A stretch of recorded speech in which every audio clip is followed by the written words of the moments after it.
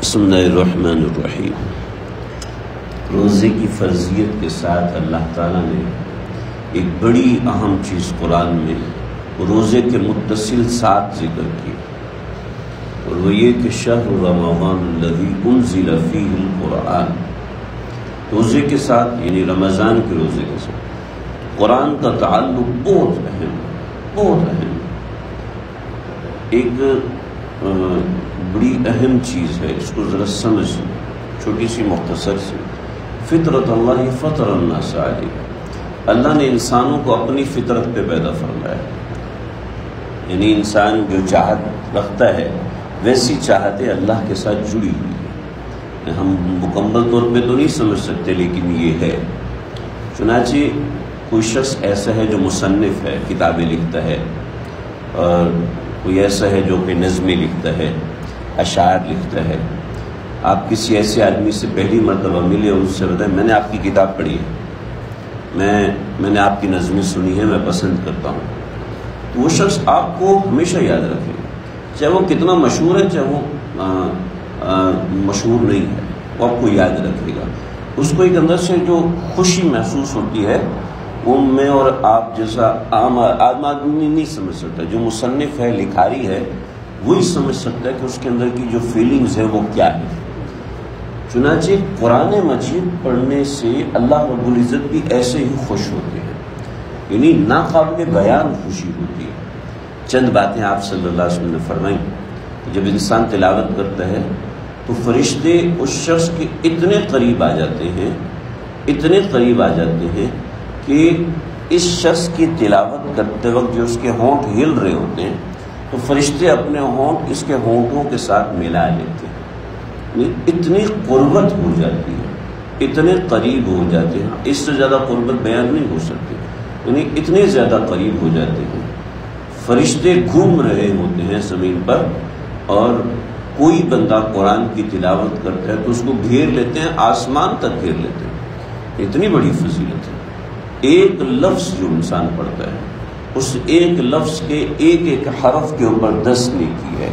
یہ تو صحیح روایات میں ہے، لیکن جو قرہ ہیں، پڑھنے والے ہیں، جو سینہ در سینہ بات نقل کرنے والے، وہ فرماتے ہیں ایک لفظ کے اوپر 10 نیکی، یعنی الف لام میم میں الف ایک الگ حرف ہے، لام ایک الگ ہے، اور میم ایک الگ ہے، لیکن الف کے اندر بھی تو 3 حروف ہیں، یعنی الف کے اندر ایک الف ہے، پھر لام ہے، پھر فا ہے، پھر اس کے اندر بھی 3 حروف، پھر یعنی کوئی لمیٹیشن نہیں ہے اس کے اجر کی۔ اتنا بڑا اجر ہے قرآن مجید کی تلاوت کا، اور خاص طور پہ وہ تلاوت جب نماز میں کی جائے۔ پہلی امتوں کے اندر جو بھی کتابیں نازل ہوئی ہیں وہ کتابیں ان کی نماز کا حصہ نہیں تھی۔ قرآن مجید نماز کا بھی حصہ ہے، قرآن مجید رمضان کا بھی حصہ ہے۔ پھر دیگر جتنی بھی کتابیں نازل ہوئی، تورات ہے، زبور ہے، انجیل ہے، اور اس کے علاوہ حضرت موسیٰ علیہ السلام پر الگ صحیفے نازل ہوئے، حضرت ابراہیم علیہ السلام پر 5 صحیفے الگ نازل ہوئے۔ ایسے دیگر بہت سے انبیاء جن پر آسمانی کتابیں نازل نہیں ہوئی، صحیفے نازل ہوئے۔ صحیفے یہ ہوتا ہے کہ جیسے ایک رقعہ آسمان سے فرشتہ لے کر پیغمبر کی طرف آ جائے، اس کو صحیفہ کہتے ہیں۔ وہ رقعہ چھوٹا بھی ہو سکتا ہے، بڑا بھی ہو سکتا ہے۔ تو یہ رقعے ہوتے تھے، یہ سارے کے سارے رمضان میں نازل ہوئے، یعنی کوئی صحیفہ، کوئی کتاب ایسی نہیں ہے جو رمضان کے علاوہ نازل ہوئی ہے۔ حضرت نوح علیہ السلام پر جو صحیفے نازل ہوئے، حضرت ابراہیم پر جو صحیفے نازل ہوئے، حضرت موسیٰ پر جو صحیفے، سارے کے سارے رمضان میں نازل ہوئے۔ ایسی تورات، زبور، انجیل، قرآن مجید، یہ سب رمضان میں نازل ہوئے۔ اس کا مطلب ہے کہ کتاب اللہ کا تعلق رمضان سے بہت خاص ہے، اور اس کے علاوہ تلاوت قرآن بیش بہا چیزیں ہیں۔ امام عاصم کوفی رحمۃ اللہ علیہ، قرآن مجید 7 قرأت میں نازل ہوا ہے۔ ہمارے پاس جو قرأت ہے یہ ایک قرأت ہے، امام عاصم کوفی کی قرأت ہے جو پوری دنیا میں پڑھی جاتی ہے، لیکن چند خاص مقامات ہیں وہاں پر فقہا فرماتے ہیں یا علماء ہوتے ہیں، جیسے مدارس ہے، وہاں پر دوسری قرأت بھی کبھی کبھار پڑھی جاتی ہے۔ ہمارے مدارس کے اندر جو مدارس کی مساجد ہوتی ہیں وہاں پر دوسری قرأت بھی پڑھی جاتی ہیں، لیکن عام طور پہ یہ ایک ہی قرأت پڑھی جاتی ہے جس کو ہم مسجد میں پڑھتے ہیں، سنتے ہیں۔ یہ امام عاصم کوفی کی قرأت ہے، بڑی تفصیل ہے، اس کے اندر جانے کی ضرورت نہیں۔ امام عاصم کوفی رحمۃ اللہ علیہ مسجد نبوی میں قرآن پڑھایا کرتے تھے، ان کے منہ سے بڑی خوشبو آتی تھی، تو طلبہ بہت پوچھتے تھے، کسی کو بھی نہیں بتاتے تھے۔